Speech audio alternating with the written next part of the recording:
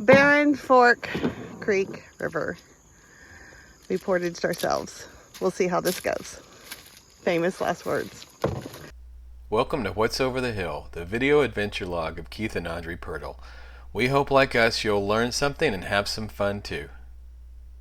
We're on another adventure. This time we're going to try to do. We're actually canoeing. We're usually hiking, but we canoe more than we hiked a year ago. Yep. Um, We were uh, fatter.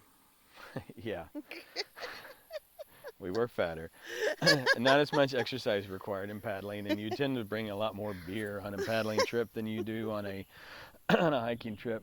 Um, so we're going to do the Barren Fork of the Illinois River, which is very near the Illinois River off Highway 62, where they do all the outfitters near Tahlequah, which we've done a million times. But we saw a video on someone doing the Barren Fork, so we're going to try it. Especially since last time we tried to do this, we couldn't. We failed. We failed because we were going to portage by Uber, and we couldn't find an Uber driver anywhere Imagine in that. Tahlequah. So a tow truck wouldn't come get us either. Yeah, we even called a tow truck, but he was busy. But now, since Audrey's coming back from Arkansas, I met her, so we've got two vehicles. We got that big old truck, and we got the handy Jeep. And so we're going to do our own portage, which is, we rarely do that. The Barren Fork River is a tributary of the very popular floating river, the Illinois River, in northeast Oklahoma. So one of the first things you always want to do when you're floating a river is to check the water height. What should the water be, and what's it going to be when you get there? It didn't take me long to do a little AI Google search and find out that the Barren Fork River water level needs to be between 6.5 and 8 feet. According to this, anything below 6.5 feet, you're going to be dragging your boat. Anything over 8 feet could be a little scary. So we want, like 7 feet would be about perfect. The United States Geological Survey produces these water flow graphs and gauges all the time, and a quick Google search will take you to the right river in the right location. When we floated on Labor Day weekend, the water level was right at about 6.4 feet. So we were a little nervous about it. At least I was a little nervous that we might be dragging our boat. We ended up not dragging our boat really at all, except to portage, some debris. So we found that under 6.5 was okay. I think 7 foot might have been moving a little faster and might have even been better. One of the main differences between the Illinois River and the Barren Fork is the Barren Fork is on completely private property the whole time, which is very unique. So what does that mean? Well, the public can certainly float the river. The problem is you can't really set up camp, or if you can't really get off the river. You can set up a tent like on the side. You can certainly get out of your boat, but you can't. You're in people's backyards as soon as you get off the river, so that's kind of an issue. Plus, there's no outfitters, so there's no one who's going to drop you off, take you in an old beat-up school bus up the river. You have to figure that out yourself. So here's what a quick Google search will show you of where you can have access to the river. Pretty much starting at the top was the Thomas Bamberger Wildlife Management Area. That's where we ended up putting in. And then the next stop is the Eldon Bridge at US Highway 51. That's also a pretty popular place to put in. Just a little bridge there that you can pull to the parking lot, or on the grass, I should say, on the side. And there's a little ramp there that you can put your boat in. Then there's Welling Bridge, which is where we got out, which has a little public access area that you can certainly get a boat in and out of in that area. And if you go a little bit further, there's the Boy Scout Hole, which also has public access, but I've heard parking is a little bit of a challenge there. Here's a really good look at the map and the different access points. This blue line here is the Barren Fork River. So here is the put in at the WMA place, Bamberger WMA. Look, there's a little picture. and then you float here, and then here's the Highway 51 bridge that you can get out, or you can take it all the way to Welling. Welling Public Bridge Access is where we got out. Okay, so the adventure begins straight off the bat. Uh-oh. He's not thinking. He doesn't like it. Oh, he's fine.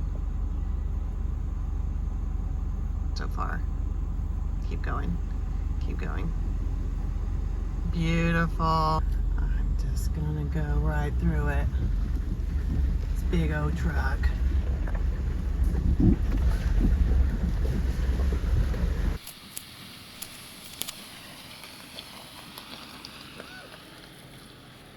That was scary.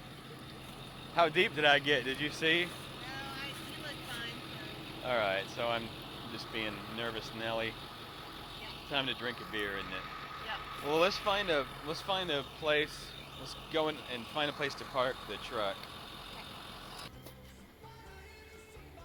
Perfect spot. What do you need to grab? No, I think you're in a good spot. Okay. Okay, here's our turn at the Thomas Bamberger Wildlife Management. Go down this road. Say hi to the Farmer Brown.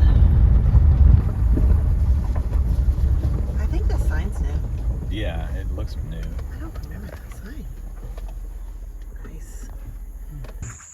Okay, we made it to the pit-in point. You see the river?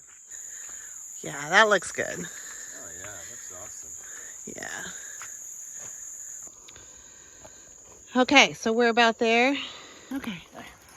So, rules of the river. Number 1, do you have the truck keys? Check. Do you have the Jeep keys? Yeah. Check. So you have to recover the body if There it you want is. to get home. Everything has to be strapped in. Everything. Doesn't matter how good you think you are, you got to strap everything in. Everything. I got the dry bag strapped in. I created this little string. This is our tent strapped Okay, in. I haven't strapped in my things yet. No, but you want me to do it for you? Yes, please do. They're strapped in. They just need to survive a tip. Yep. You should always have one of these whenever you're floating, Always have. because if you get caught, you get your hair caught, your pants caught, your belt caught, or some stupid rope that you decided to tie to something, Yeah. you got to be able to cut yourself free Always have your. in a hurry. But here we go. We got a little rapids. Keith's going to show us how he can navigate this without my help. I might have left the cushion for us to sleep on. I think I thought it was the tarp and I left it in the car. So our cushion tonight might be the one sleeping bag I bought plus rocks. Water level's great. The USGS said it was at 6.5 as of like 10:30 this morning, and ideal is apparently 6.5 to 7, and it's definitely ideal. It's pretty slow. There's some strainers here and there that we've had. What's a strainer? A strainer is a dead tree. It's something that water passes through, but canoes cannot. Did you make up that word? No. Okay. I did not make up that word. I watch the YouTube shows and I read the books. Okay. And yeah, a strainer is what I live in fear of. Is you round a corner and you're headed right to a tree that is blocking the entire river, and the current's strong and pulls you in and under, and you can't get out. Anyway, nobody's on this river. We saw some people fishing. We saw 2 people fishing, but nobody's actually on the river. So it's great. It just feels too cold for them. I mean, like, if they're out, I feel like they're moving really slow and not really interested. Honey, you want to give the update? What's our update? Well, we floated about 3 hours, had a great time, took a little 2-hour siesta, took a little nap, set up the tent. And I think we've gone about 7 miles already. I think so. The current's flowing really, really well, so we don't have to be in any big hurry. Our goal is to get on the other side of the Highway 51 bridge and camp overnight. And it's like, what'd you say, about 5:30 ish? Anyway. Maybe 6. I don't know. So, all good. Okay. Okay, this is our view going forward. Going forward. Look at that.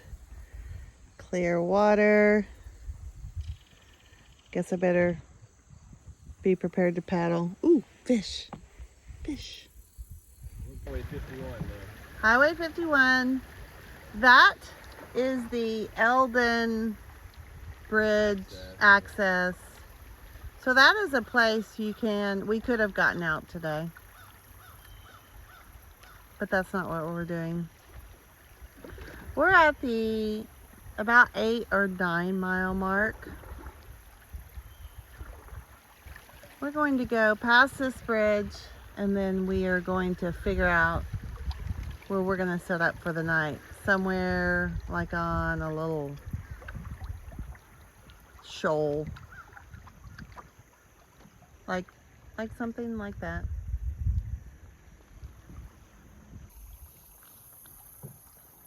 You want to go a little further? Yeah, I mean, what? We've been together for 20-something years. I don't know, forever. And this is our first time to spend the night on the river. There's our campsite. About to cook some dinner. This year is the first time we've ever had a Sawyer water system. So it's pretty cool. We used to kind of stress about having water with us when we went on float trips, but as long as you have a water source, if you have a Sawyer system that you can filter it, cook with it, drink it, it'll be fine. And we're gonna cook dinner. So we're cooking. We had some leftover tomato rice soup. But you bought at farmer's market at some point, I think. Yeah, I don't know.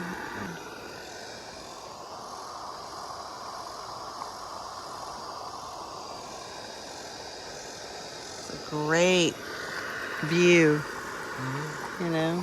Yeah, we're in a great spot.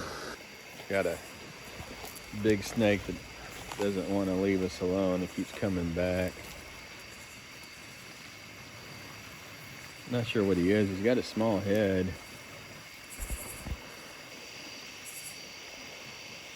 Still don't like him. Yeah, we still don't like him. You can stay away. Gonna zip up the tent really good. Careful getting out to pee in the middle of the night. So this is the morning on our second day, and yes, it is raining, but we prepared for that. We have our hats and our rain jackets, and I mean, we're getting wet on a river. I'm nice and dry So to it's here. Yeah. Living the dream, honey. Yeah, oh yeah.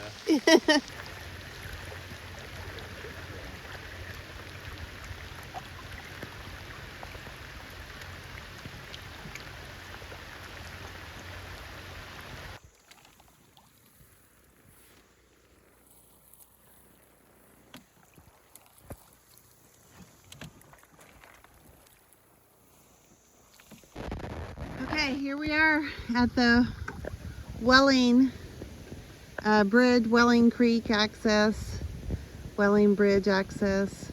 So this is where we parked a vehicle. So we did 15 miles in 2 days. We got a late start on, on the first day we started at noon. We made it. Just make a decision. All right. Woohoo! Yeah. Good job, honey. Thank you.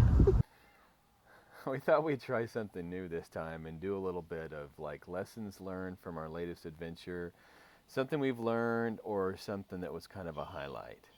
So our last adventure that we just got back from was floating the Barren Fork. First time we've ever camped on a river before, stayed overnight. Um, and first time we ever self-portaged too, where we had two vehicles and we parked one on one end and one on the other. So, Audrey, any lessons learned or highlights? Well, I learned that there are water snakes and they are scary and it does get your attention. I thought it was neat to self-portage. I'd love to be able to figure that out because that way you're not waiting on someone else. You can arrive when you want to arrive. You're not like be at the old bus at 10 a.m. or whatever. Camping along the side of the river was great. I was pretty easy.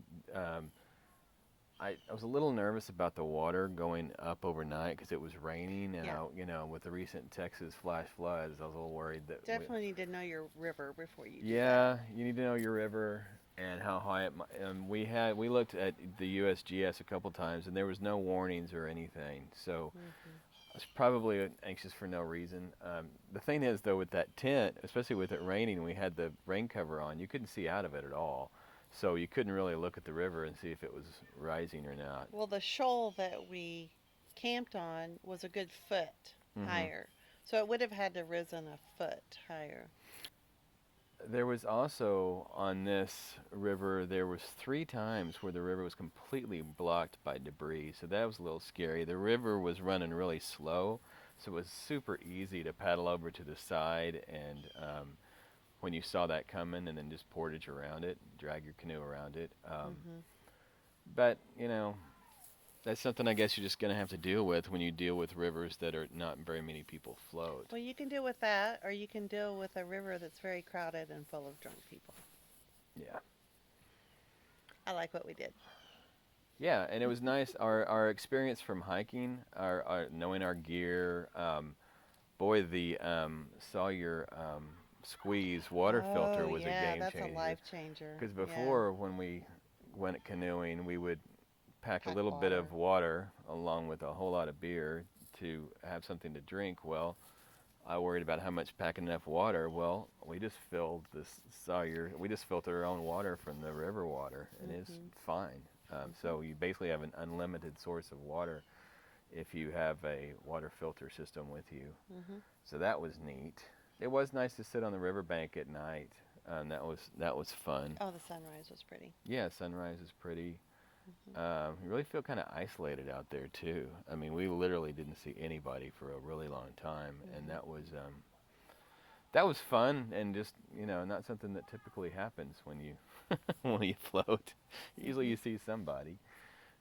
I think with AI, or maybe I'm just been reading more, it's easier to figure out what the river level should be and what it is. It's not like it takes a whole lot of looking to figure that out. And just a little Google search and that popped right up for me. That's true. We used to have to know what website to go to figure out the river level before we went. Yeah, it seems like it was more complicated than that. And it seems like when we were like looking at the Mulberry a few years ago, it took me a while to figure out exactly what the what level the water level needed to be for it to be good. That's all I can think of. All right.